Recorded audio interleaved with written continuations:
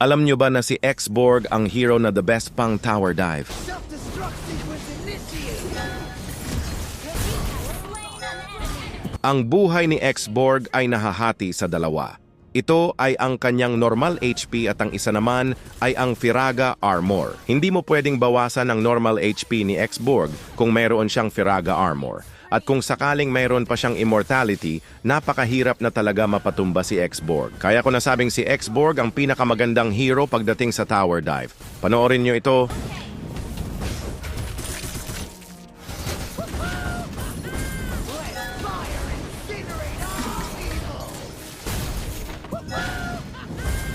You have slain an enemy.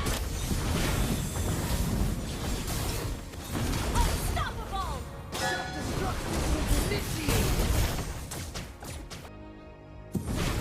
Let fire incinerate all evil! Killing spree. Request backup. Understood.